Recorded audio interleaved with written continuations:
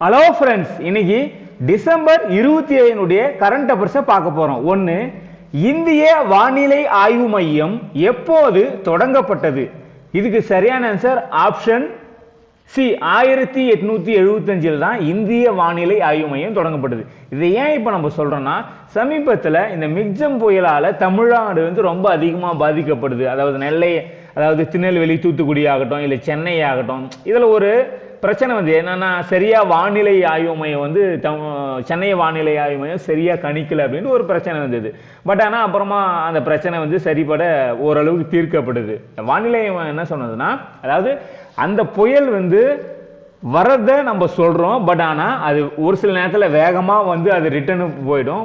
ஆனா இந்த முறை ரொம்ப அது மெதுவா அந்த கரையை கடந்தனால தான் நம்மளுக்கு ரொம்ப நேரம் மழை அதிகமா ஒரு சில நேரத்தில் என்ன செய்யும், ரிட்டர்ன் ஸ்பீடா போயிடும். பட் ஆனா இந்த முறை ரொம்ப ஸ்லோவா, ரொம்ப கிலோமீட்டர் ரொம்ப கம்மியா கடந்தனால ஸோ மழை ரொம்ப அதிக நாள் பெஞ்சது அப்படின்ற மாதிரி சொல்றாங்க. மற்றபடி சென்னை வானிலை ஆய்வு மையம் உலகத்திலேயே உலகத்தரம் வாய்ந்த ஒரு வானிலை ஆய்வு மையம் தான். ஓகேங்களா? ஸோ அதனால தான் பார்த்தீங்கன்னா இந்த கொஸ்டின் நம்ம கேட்டோம். அதே போல் இப்போ 150வது ஆண்டு விழா கொண்டாட போகுது 2025. அதுக்கான இலச்சினை மத்திய தகவல் தொடர்பு அமைச்சர் அறிவிச்சிருக்காரு. அடுத்தது, ரெண்டாவது, வீர பால் திவஸ் தினம் எதனுடன் தொடர்புடையது? இதுக்கு சரியான ஆன்சர் ஆப்ஷன் ஏ. சீக்கியர்களுடைய தொடர்புடையது. அதாவது சீக்கிய தலைவனுடைய 10வது தலைவர் பாத்தீங்கன்னா அதாவது குரு கோவிந்த் சிங் அப்படின்னு சொல்லுவாங்க. அவங்களுடைய மகன்களான ஏவன் சிங் அண்ட் பதேஷ் சிங் அப்படின்னு சொல்லுவாங்க. 2 பேர் பார்த்தீங்கன்னா முகலாயர்களால் அந்த காலத்தில் கொல்லப்பட்டாங்க. ஸோ அவங்களுடைய நினைவா கொண்டாடுற தினத்துக்கு பேர் தான் வீர பல் திவஸ் தினம் அப்படின்னு சொல்லிட்டு. சீக்கியர்கள் என்றவங்க மண்ணின் பெருமைக்காக வாழக்கூடியவங்க. அதே போல அவங்க பாத்தீங்கன்னா அவங்களுடைய வளர்ச்சி சிறப்பான தேசத்தை உருவாக்கக்கூடியவர்கள் அப்படின்னு சொல்லிட்டு மோடி அவர்கள் அவங்கள பாராட்டிருக்காரு இந்த தினத்துல. அடுத்தது, அணு, உயிர், ரசாயனம் என 3 வகையான தாக்குதல்களிலும் போரிடக்கூடிய கப்பல். இது சரியான ஆப்ஷன் ஏ INS இம்பால் தான். இந்த இம்பால்ன்றது பார்த்தீங்கன்னா மணிப்பூரை குறிக்குது. மணிப்பூருடைய தலைநகரம் பேர் இம்பால். ஸோ அந்த தலைநகரத்தினுடைய பெருமைக்காக இந்த பேர் வச்சுங்க. ஏன்னா மணிப்பூர் இந்திய சுதந்திர போராட்டத்தில் ஒரு முக்கியமான பங்கு. முதல்ல மணிப்பூர்ல தான் பார்த்தீங்கன்னா அந்த மூவண்ண கொடியை நம்ம இந்திய ராணுவர்கள் இது பண்ணாங்க, கொடியேற்றினாங்க. ஸோ அதனுடைய நினைவாக தான் INS இம்பால்னு சொல்லிட்டு வச்சிருக்காங்க. அதே போல் பார்த்தீங்கன்னா இது கிட்டத்தட்ட இதனுடைய முக்கியமான விஷயம் என்னன்னா, கிட்டத்தட்ட 164 மீட்டர் நீளம் உடையது. அதே போல் 7500 டன் பார்த்தீங்கன்னா வெயிட் உள்ளது. 7400 டன் வெயிட் உள்ளது. அதே போல் இது நவீன, இதில் என்னென்ன இருக்குது, நவீன ரேடார்கள் இருக்குது. அதே போல் தரையிலேருந்து இலக்கை தாக்கக்கூடிய பிரம்மோஸ் ஏவுகணை இதில் இருக்குது. அதே போல் தரையிலேருந்து வானத்தில் ஏவக்கூடிய அந்த இலக்கம் இதில் இருக்கு. ஸோ இந்த மாதிரி 3 வகையான தாக்கக்கூடிய அளவில் இது இது பண்ணியிருக்கு. இப்போ இதை நம்ம இந்திய கப்பற்படையில் இணைச்சிருக்காங்க.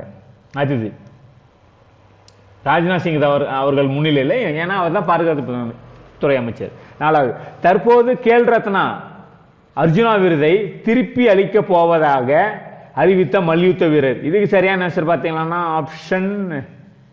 Option D.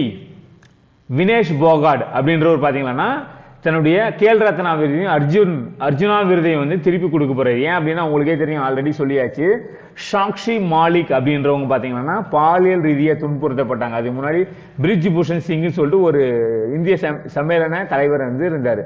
இவரால் பார்த்தீங்கன்னா சாக்ஷி மாலிக் என்றவங்க, அவங்க ஒரு பெண், அவங்க பார்த்தீங்கன்னா இந்த மல்யுத்த வீராங்கனை, இவங்களால பாலியல் துன்புறுத்தல் அடைஞ்சாங்கன்னு சொல்லிட்டு போராட்டம்லாம் பண்ணாங்க. நிறைய பேர் செஞ்சாங்க. பட் ஆனால் அது எடுப்படல.